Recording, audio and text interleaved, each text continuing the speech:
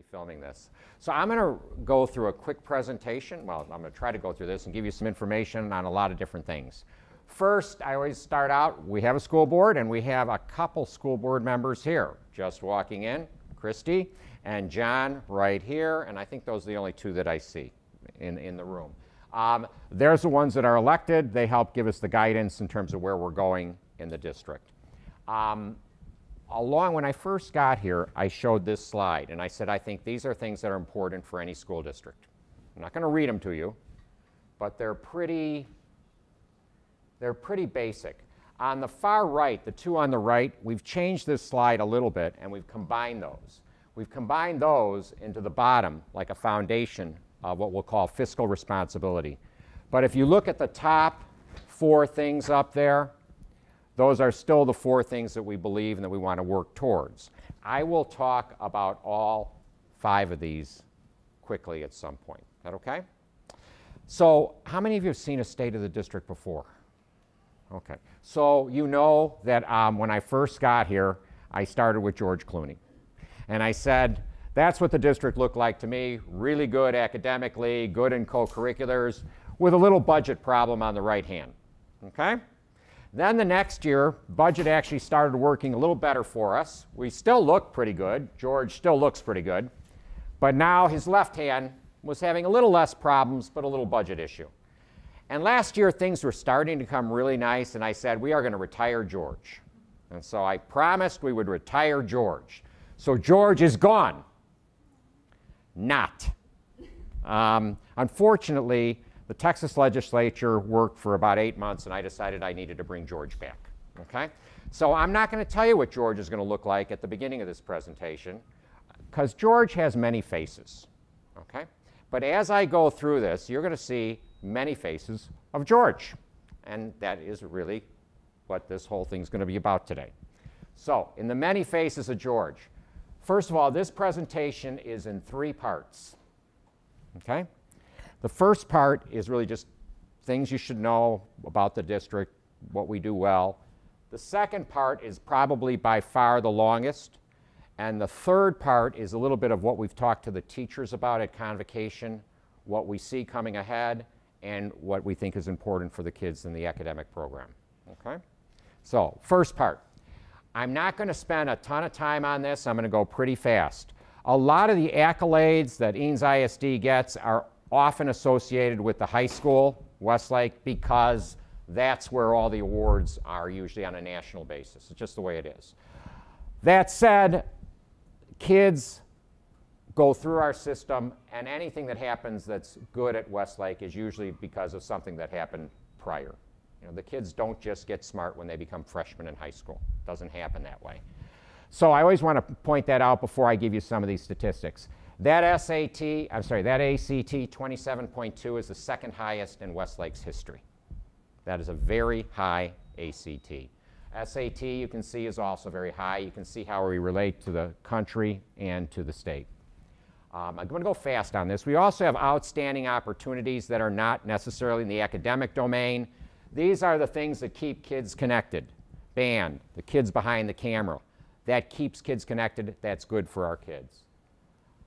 We always like to look at the class of 2017. Most of this is almost identical to the class of 2016, with the one exception on the amount of money they had in scholarships. That's about a $5 million increase from last year, just in terms of the amount of scholarships our kids have received.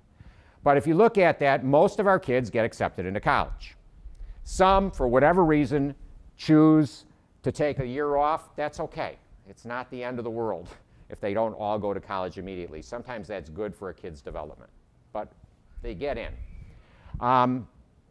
EEF has been critical for us. I always like to show this. The last 2 years, EEF's contributions have gone up 20% each year, which has allowed us to really control some of our staffing.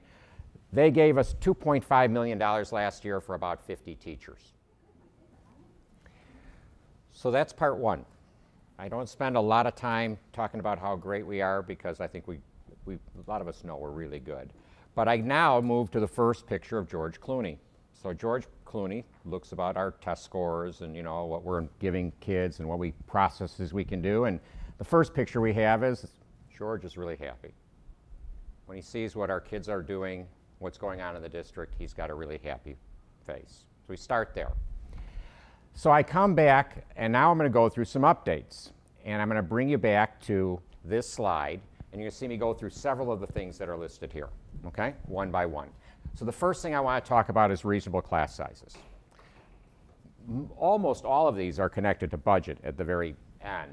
But when you look at the enrollment history of our district, for the most part, we're a slow growth district. We're not like Georgetown, we're not like even Lake Travis that are growing pretty fast. We're a slow growth district. We've had two dips along the way.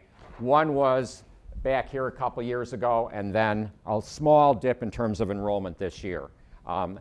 In general, if you look at where we lost or gained students from just looking at last year to this year, you'll find that we went down students at the elementary level more than anywhere else. We went, and when you look at the total at the middle school, it's only about a 7-student difference. So it's really about equal. And if you look at the high school went up, but only about 18 students, so it wasn't huge. When you look at all of that, we dropped by enrollment a little bit.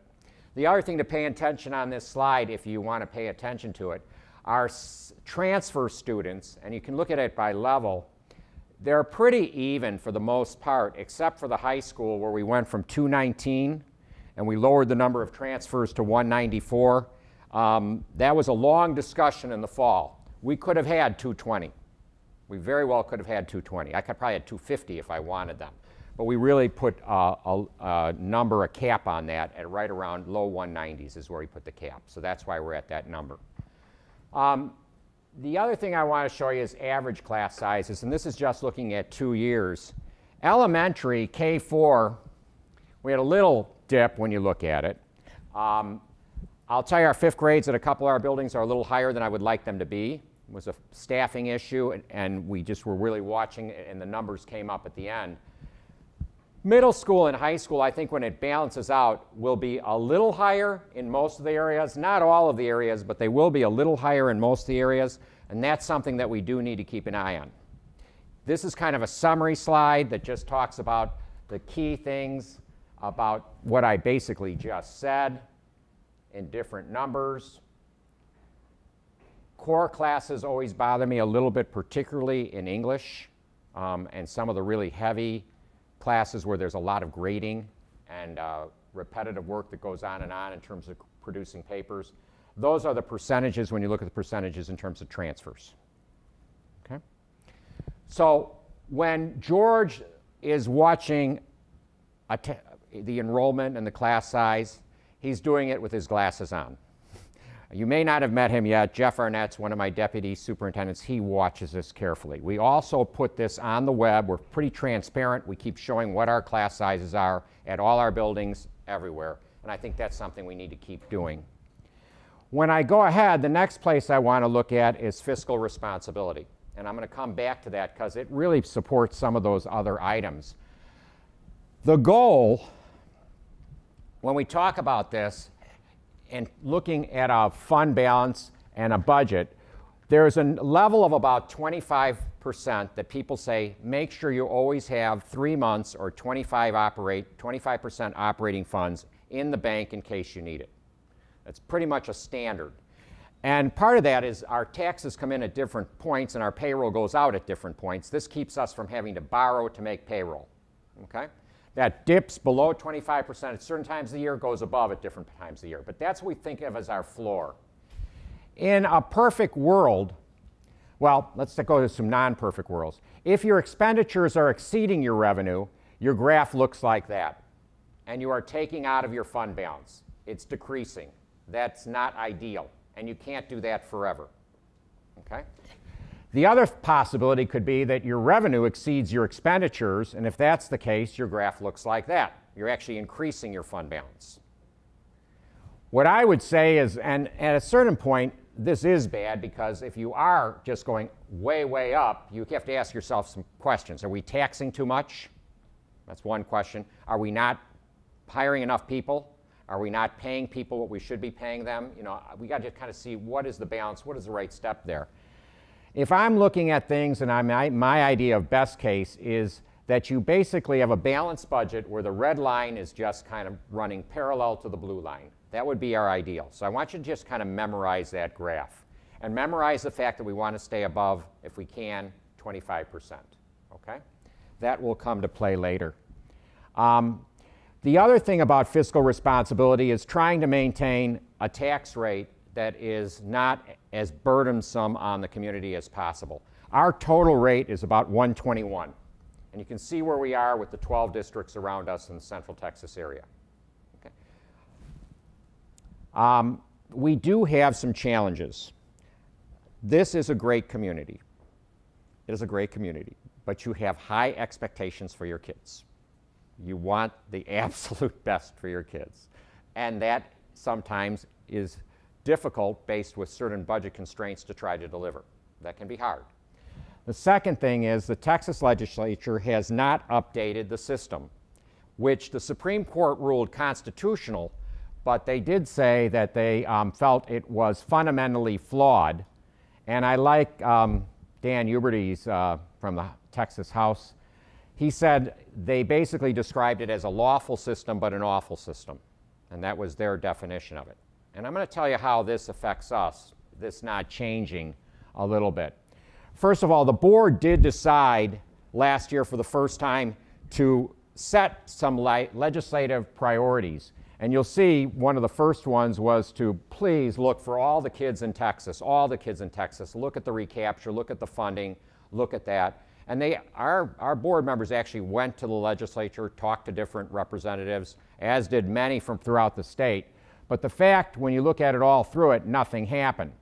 They basically froze most schools in Texas funding for the next 2 years. So we are frozen in terms of the amount of new money that we will be getting. That's the first fact that you need to know.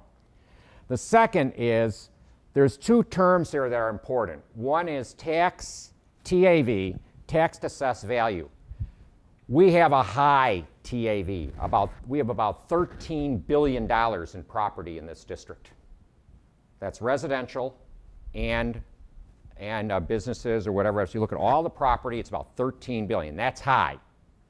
And that helps us. We have an M&O rate. Our M&O basically funds mostly, 86% of that is salaries and benefits for staff. The rest of it's kind of like fuel, electricity, those types of things that are just kind of ongoing, consumable things that are in your system. Okay? The M&O rate is the one that really, the M&O dollars are the ones that really get hit by recapture. And I want to show you this graph. We have 101.04, and it's broken into 100 copper pennies, 4 golden. Here is our recapture rate. Last year, I wrote a check for $83 million to the state of Texas from local taxpayer money. That was 59% of our budget. This year, that'll raise to 63% of our budget that we bring in from the taxpayers to $93 million. Based on the projections that we have, that will keep going up by about $10 million a year in terms of what we're paying out. What that means is we've had this increase in property taxes because the value of property has gone up, but that hasn't increased our revenue in the same way because of the amount of recapture we're sending out. In fact, when I write the check in February is when we write the check, this will be the year that Eanes ISD goes over $1 billion that we're sending to that we have sent to the state of Texas. We'll be at $1.09 billion in recapture we have sent out thus far. Okay, that's a pretty staggering number if you think about a little district like us. We're not the biggest district. We're not like a foreign country or something. You know, we're small. So that has caused some stress. Imagine getting no new money from the state of Texas and just in the next 2 years sending out an additional $20 million out. Zero coming in, 20 million going out. That brings me to my next face of George. So George looked at that. He says, okay, 20 million going out, nothing coming in. And that was George's face. Because this is not a good thing. How'd that happen? Okay. So remember I had talked about that a best case scenario would be something like that, right? Makes sense? Well, we have a $1.04 rate right now. That is our rate in M&O. And there's our 25%. And now this is as actual. It'll start as actual. And we were doing pretty well. We were going, when I first got here, we were kind of going down. That's when George had the little bandage. We started working our way in a better angle. But with nothing happened with the legislature, nothing happening with the recapture, no additional funding, and really a slight drop in both our TAV and our enrollment, this is where our projections tell us we're going in the next couple years at 104. That's our direction. And I keep thinking about this as a plane hovering over a runway. I want to stay hovering over the runway. I don't want to go below it. And you cannot continue that forever. This chart, and I won't spend much time on it, shows that we have done some things that have worked well. At one point, it was looking like we would have to take 4 million out. When I first got here, we only took 3. One year we were told, don't take more than 3. We only took 1.6. Last year we said, don't take more than 2. We were trying to smooth that graph out. We only took 900,000. But those factors I have talked about, if you look at how they're going to play out, do not play out well. One number to remember, if this keeps playing out in this way, we drop to 28% in the fund balance. We're going in the wrong direction. And it's not so much the 28% that's bad, it's the curvature going down that is the issue. So when we looked at that, we decided we needed to get really serious and see what options do we have. Okay? And when I'm looking at these things, I know I need all these things in my system, particularly that. Okay? Now, a sappy picture, but this is my mom's class when she taught first grade a long, long time ago. And she drilled into my mind that the most important people in a school district are the kids. And second are the teachers. She would have superintendent way, way, way down here if she could. And I believe that. I do believe that. And when we look about staff and we look about trying to attract and retain high quality staff, this is what the HR professionals, no matter what industry you are in, believe is important. Right? You need to pay people money for them to come to work. These other things are nice too. They really are nice. People want a good environment. They really do want that, but you still need to pay them money. And I just want to talk about that because remember, benefits and salaries are 86% of our budget. So the board a couple years ago said we have to have an objective. We have to have something that we're going to try to do. And so this was the objective. First year teachers, let's tie Lake Travis. Darn it. In football, let's beat them. But on first year teachers, let's tie Lake Travis. Fifth year, we have 12 districts in this area. Let's be in the middle of the pack, somewhere around 6 or 7. Okay? And let our teachers know that if they stick with us, and we want them to stick with us, at years 10, 20, even 30, that they'll be in the top 3. They'll be in the top quartile. It's an objective. It's not a bad objective. You have to have something you aim for. So last year we were able to give a 2% increase. That's the most we felt we could give to staff. And our rankings, we don't know what everyone's going to do at that point, but when we see how everyone did, this is how we fell out. We stayed tied with Lake Travis in 9th. We were about 8th at 5th year teachers, so not quite at our objective, but pretty close to being in the top 3 going on at 10, 20, and I could show you 30 would be the same thing.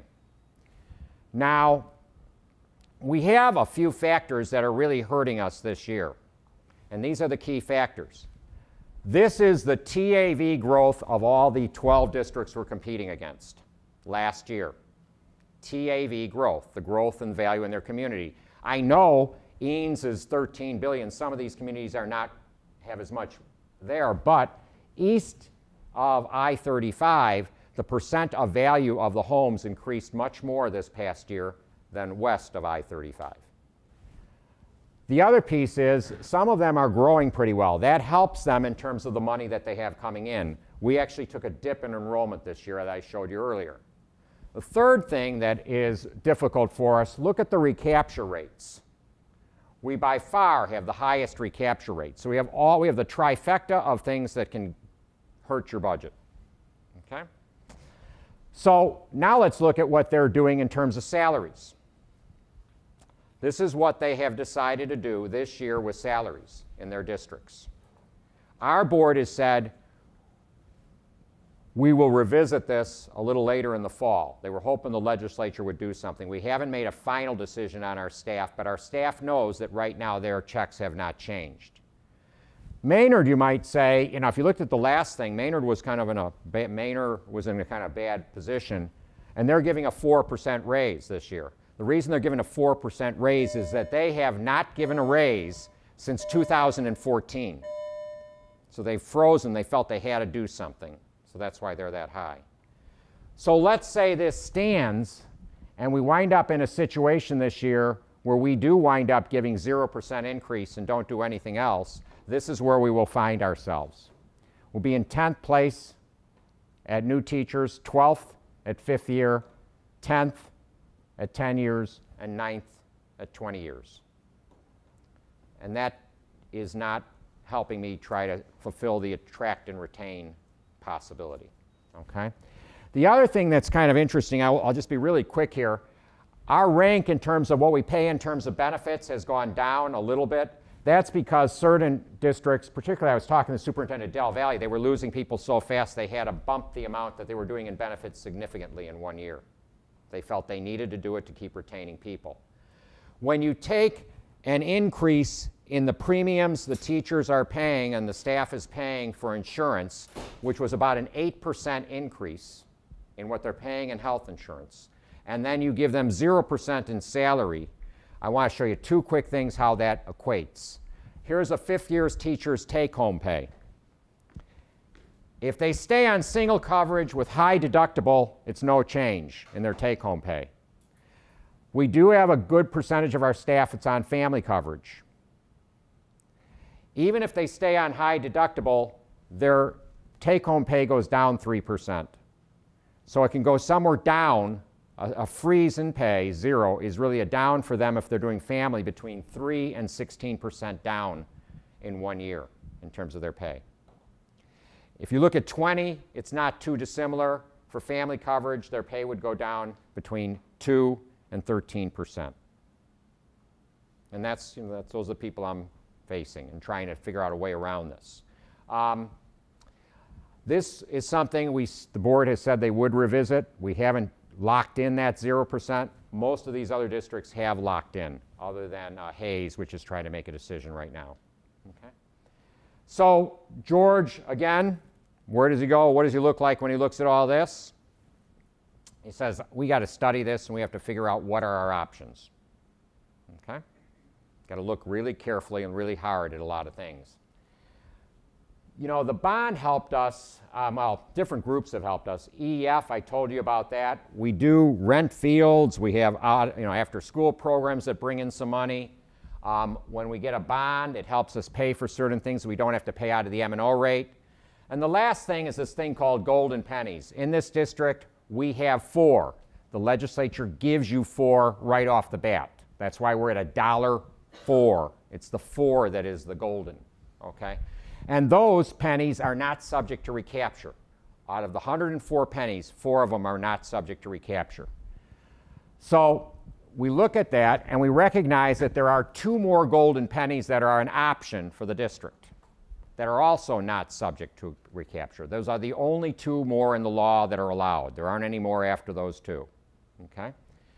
So we looked at that, we studied those golden pennies, and we said, okay, let's look a little bit at the facilities for a second, because that goes back to the last bond. Last bond, 2015, passed by 65% of the voters in the district. That sets an amount of money of debt that you're going to have, but you can only do it for capital improvements, building additions, HVAC, air conditioning, roofs, stuff like that. That's what, it's not to pay for people, okay? And you have a rate that's associated with that. It's called the INS. They try to make this complex, but you have a bond rate. Ours is about 17 cents, or 0.1725 exactly. That's our rate. And it helps us pay off that debt.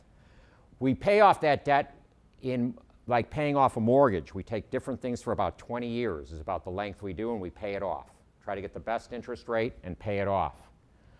And again, you'll see where our rate is in that domain compared to a bunch of other districts around us, okay, the 17 cents. So this is how the total rate comes. You have 104.1725, and you got 1.257 if you just add it together. Remember, I told you, bond dollars are not subject to recapture. For every dollar, you keep a dollar. If your property taxes, because of your assessed evaluation, go up $1, the way the formula is set right now, the district gets a nickel. That's why I'm sending out another $10 million every year, because most of the increase goes to that. The last bond allowed us to get some projects completed. Most happy really about Westridge and Hill Country, our fine arts additions. When you replace windows, it also saves you energy, which does help you on your M&O funds. Roofs actually help you on those types of things. So a lot of those things we're just trying to, and sometimes you're just trying to take care of sprinkler systems and things that just need replacement over time. One of the things that has really been great about our TAV going up to $13 billion is if you take that rate and multiply it, you bring in more money, whether you have 4% growth or you have 8% growth, which is our average, you bring in more money than you need to pay off your debt. The dark purple is your principal. The gray is your interest. And because of that, you can pay off the debt faster and eliminate the debt faster. And boards have been doing that for the last couple of years. In fact, in the last couple of years, since 2013, we have paid off $11.6 million in debt early, saving about $8.3 million in interest payments.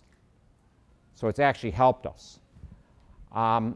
Again, we look at it a little closer, and we look at all of these things that we have up there, and I want to look, that's our goal, right?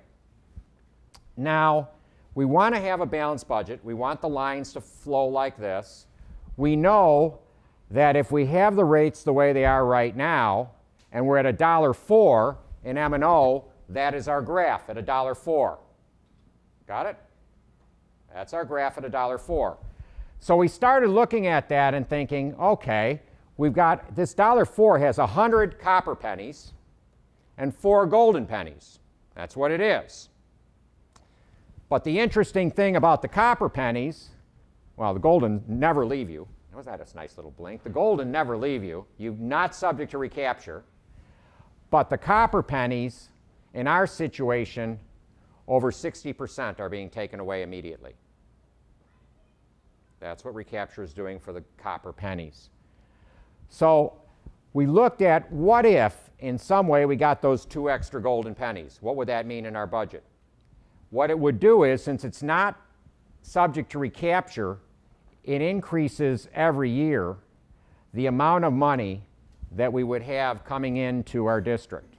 And what that also does, and people don't understand this, but it's really kind of interesting. I showed you this graph earlier. This is at $1.04. The percentage of recapture we'll pay out is at 63%. If we go up to $1.06, our percentage of recapture drops under their formula in Texas. So, and I played that out all the way so you can kind of see what happens. It eventually starts getting closer, but we still keep getting approximately $3 million more in revenue every single year. So we looked at this best case and we said, what if, instead of being at $1.04, we were able to move that to $1.06? Right? What if we could do that? What would our graphs look like? And this is what happens to your graph at $1.06. It turns.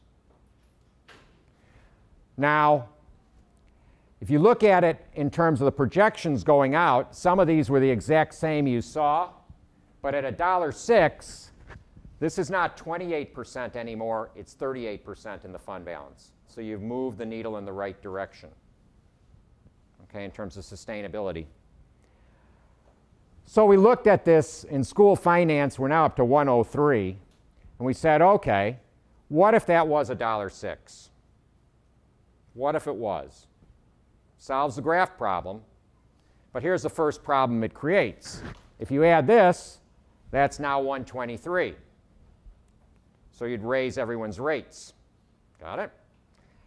We said that doesn't work. So we said the only way we can do this is let's look at that number, and let's look at that number very carefully and see what options we have. Okay? And the options, we knew at $1.17 we were paying off debt.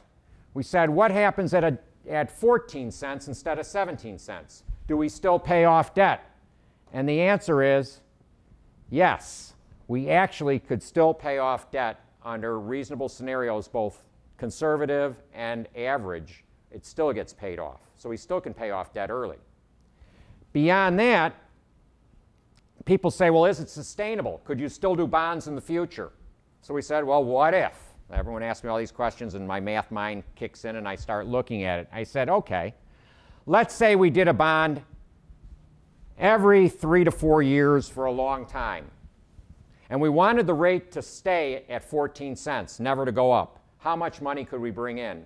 And here's what it turns out to. 80 million could be on a bond. Remember, our last bond was at 52.5 million. You actually could go to 80 million at 14 cents. 4 years later, you could go to 170. 4 years later, you could go to another 170. Now, I'm not saying you would do that. What I'm saying is the long-term capacity is there if you need it. So we looked at this, and the thought was, well, what if we take these rates and we kind of play with them a little bit because we don't want to stay at 104. And we say, what if we did 106, 14, and now the whole rate drops to 120. And I'll show you that in another pictorial in a second. But the 106 on the left would turn our graph like that. Okay. And if we did that and we look at, these are our existing rates, so we look to see, okay, which districts have done all the golden pennies? And these three have done all the golden pennies thus far. They're getting all 6. Now you'll see some of them, by the way, are at 108 or 117. That doesn't work for us. We can't really go there because we're a recapture district. 106 is about as high as we would ever want to go. But if we decided to do that, if we changed that 104 to 106, we made that 14, we would go from 121 to 120, and we would recapture approximately $3 million annually. So one of the things that the board is going to allow the community to decide in November is we are going to have one of two rates. We are either going to be at $1.2125 by law, or if the voters vote yes, and I'll tell you what a TRE is in a minute, will be at 120 if they vote yes. But one of those two rates is going to be the fact. That's just the way it is. So I've talked about all of that really kind of works into this. If you do not have a balanced budget, you get into trouble on staffing, you get into trouble on class sizes, you get into trouble on attracting and retaining staff. All of those are all connected, and they're connected with the fiscal responsibility piece.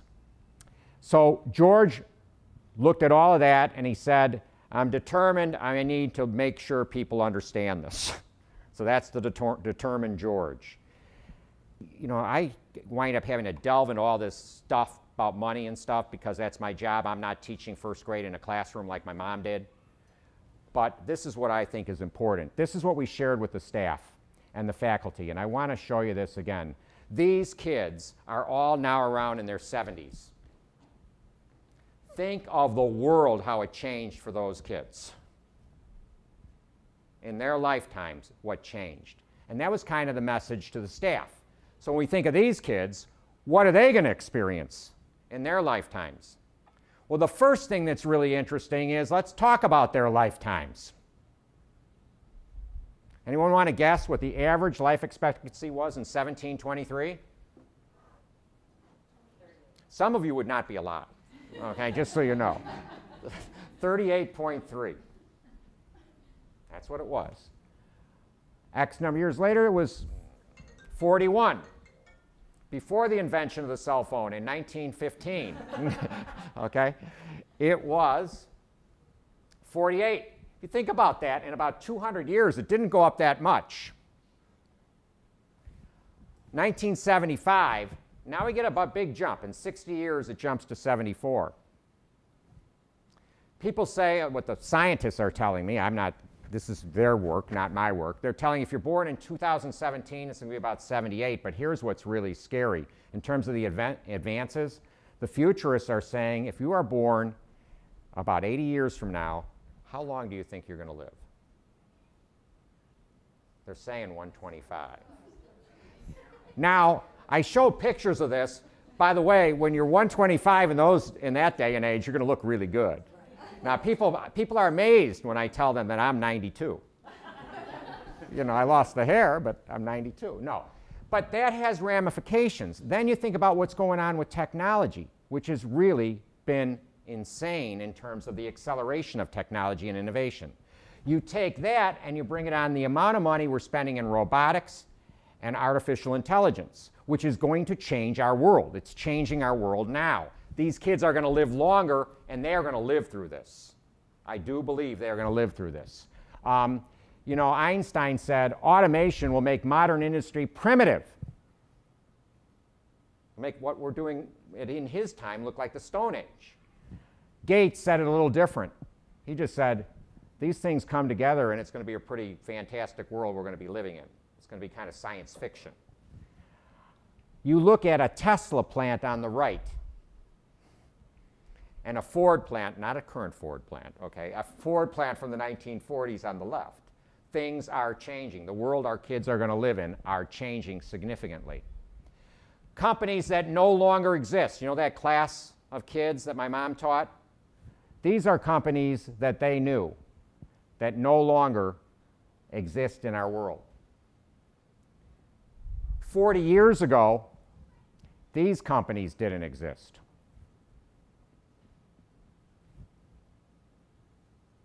That's kind of scary if you think about the companies you're dealing with on a daily basis. The world is changing and changing fast. Job skills. This was from Forbes, and they weren't talking about, you know, going all back to prehistoric age. They were talking about the last, 50, 60 years. But you see that some of the words actually kind of come through. Communication seems to always come through on this line if you look at it. And so when we look at the words just there, and we look at what we call our wheel, what we're expecting our kids to become, the nice thing is all of those words kind of float right into the wheel. So we're on the right track. What we're trying to do with our kids is on the right track. That wheel, if you want to look at all the words, are there. No matter whether you're dealing with Alexa, a robot, or your car, you better be a good, effective communicator or you're going to be in trouble. Also with your spouse. Okay? It doesn't hurt to be good at communication. It really doesn't. I was a math major. I do this much math, this much communication. That's my life, okay? The other things there, I think most people, who wants their kid not to be healthy, well-rounded? Those are good things no matter what these kids wind up going through. These are the things that we've been working on for the last year. The board, I thought, was wise, and they said, we're working on the same stuff. We're not going to change what we're working on every single year. In the classroom, you heard Leslie talk about it earlier. We are focused on SEL, and I'll talk about what that is a little bit, and communication with using the proper amount of technology, which means sometimes turning the technology off, which is okay. You don't need technology for everything, but you do need to understand how to use it when you need to use it. So these kids, social emotional learning, these are the competencies, no matter what program we're using, that we're trying to make sure are instilled in them. No matter what the world looks like, they will need resiliency. They will need grit, and they will need empathy and compassion, particularly now. That's the world we live in. I don't know what it's going to be like in 100 years. I'm not going to be here, thankfully. Darwin. Being able to adapt is more important than anything else.